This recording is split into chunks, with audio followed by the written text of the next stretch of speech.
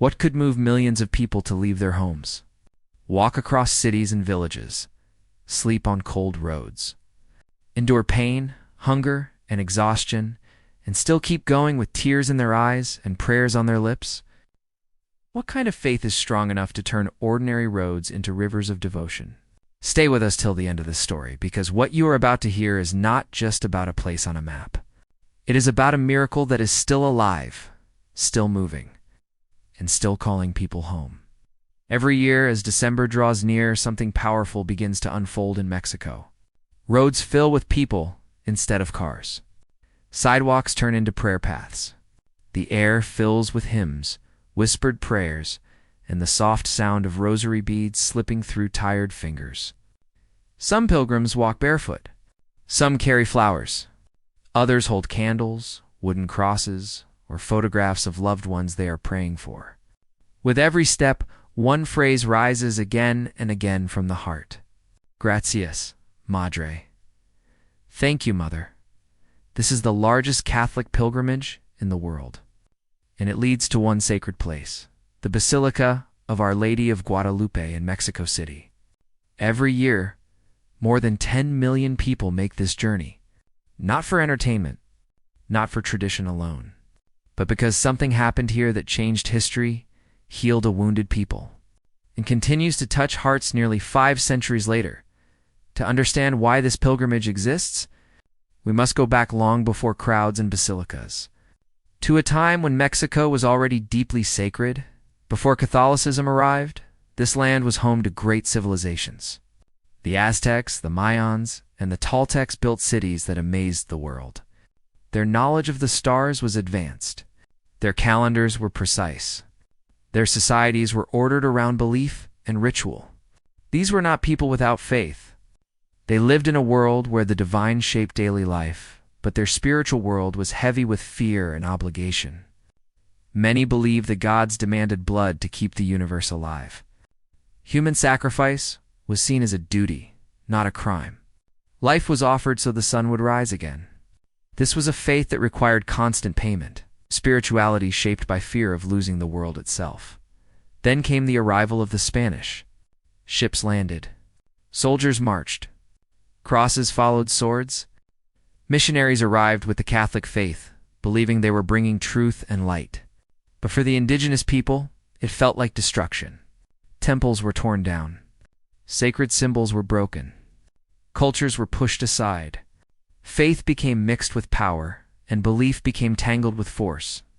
Many resisted, not because they rejected God, but because they had already believed for generations. Their world was collapsing, and trust was broken. It seemed impossible that peace could come from such pain. And then, something happened that no army could plan and no ruler could control.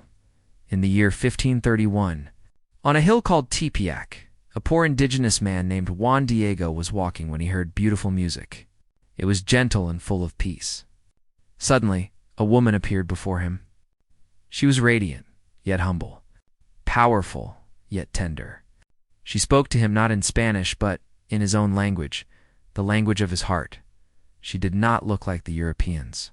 Her skin was brown. Her face reflected his people. She wore a cloak colored like the sky, decorated with stars. Her hands were folded in prayer, and she called him, "My little son." This was the Virgin Mary, but not as a distant queen or foreign symbol. She came as a mother who looked like the people, spoke like the people, and stood on their land. She did not come to conquer. She came to embrace. She asked Juan Diego to tell the bishop that a church should be built on that hill, a place where she could listen to her children and comfort them. Juan Diego obeyed, but he was not believed. He was poor. He had no status. He was dismissed. Still, she did not abandon him. She gave him a sign. On a cold winter hill, where nothing should bloom, flowers appeared. Juan Diego gathered them in his cloak, his tilma, and carried them to the bishop. When he opened it, the flowers fell to the ground, and on the cloth appeared her image, clear and perfect. That image changed everything. What followed cannot be explained by force or fear. In less than 10 years, more than 8 million indigenous people embraced the Catholic faith. Not because they were threatened, but because they believed that God had seen them, that heaven had spoken their language, that a mother had come to them with love instead of power. This is why the pilgrimage exists. Nearly 500 years later, people still walk to that hill, now the site of the great Basilica. They come not to remember the past, but to meet a living presence. For them, the miracle did not end in 1531. It continues with every step taken in faith. Every year, pilgrims begin their journey from every corner of Mexico, from mountains and deserts, from small villages and large cities. Some walk for days, some for weeks. Some come barefoot. Some walk while carrying heavy crosses. Others kneel for the final stretch, offering pain as prayer. Many carry photos of loved ones who are sick, lost, or struggling. Each step becomes a silent conversation with heaven. Along the roads, something beautiful happens. Families set up tables with food and water. Strangers offer shelter. People pray together, sing together, and walk together. Communities pause their daily lives to serve those passing through. This is faith lived, not spoken. When pilgrims finally reach Mexico City, the streets overflow with people. The city does not resist them. It welcomes them. All paths lead to one place. The Basilica of Our Lady of Guadalupe. Inside the basilica hangs the tilma of Juan Diego, a simple cloth that should have decayed centuries ago. Yet it remains unchanged. Her eyes still gaze gently. Her hands are still folded. Her cloak still shines. Scientists have studied it. Historians have examined it. But pilgrims do not come for explanations. They come for her. When people stand before that image, something shifts inside. It feels as if she is looking at them alone, as if the crowd disappears. And in the silence of the heart, her words echo softly. Am I not here? I, who am your mother? Outside the basilica, the pilgrimage becomes a celebration of faith and culture. Music fills the air. Mariachi bands sing to the Virgin with joy and love. Families hold candles close to their hearts. Masses continue without pause. The scent of traditional food drifts through the air. People sing, dance, pray, and weep. When the celebration reaches its peak, the atmosphere becomes almost impossible to describe. It is solemn and joyful at the same time. Sacred and human. Faith is not hidden here. It is alive, loud, and full of color. But this pilgrimage is not only about emotion, it carries deep meaning.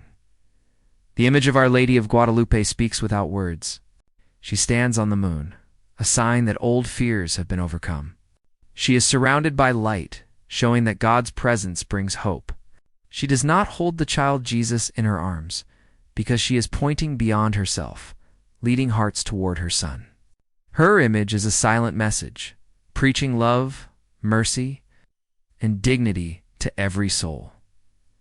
This is why the Church calls her the Mother of the Americas. She is not only Mexico's mother, she belongs to the world. Every year, pilgrims come from far beyond Mexico, from the United States, from Central and South America, from Europe, Asia, and Africa. Churches across the world hold celebrations in her honor. People gather to pray, light candles, and offer flowers. Even those who cannot travel feel connected through prayer and devotion. Behind every pilgrim is a story. An elderly man who walked with crutches to say thank you for another year of life. A mother praying for her children. A young person searching for purpose. People arrive broken, tired, and uncertain. Many leave with peace they cannot explain. This is why the pilgrimage continues to grow. In a world full of division, noise, and fear, this journey offers something rare. A reminder that we are not forgotten. That love still walks among us. That faith still moves hearts. Being there changes you. You see a grandmother kneeling in the rain, praying with trembling hands. A father carrying his child on his shoulders, whispering prayers. A young person lighting a candle in silence, tears in their eyes. In the middle of millions, each person feels seen. This is not just a religious event. It is a living miracle. So when people ask where the largest Catholic pilgrimage in the world is, the answer is simple. It is in Mexico City at the Basilica of Our Lady of Guadalupe. But the deeper answer is this. It lives in the hearts of millions who continue to walk, pray, believe. This pilgrimage reminds us that faith is not something locked in history. It is something that moves, heals, and gathers people together. It reminds us that love is stronger than fear, and that a mother's call can still bring the world to its knees. If you have ever felt lost, tired, or searching for something greater, this story is for you. Because the road to Guadalupe is not just a road in Mexico. It is a path of hope that continues to welcome every soul. Thank you for staying with us till the end of this journey. If this story touched your heart, support this work by liking, sharing, and subscribing, so we can continue bringing you powerful stories of faith, hope, and living miracles from around the world.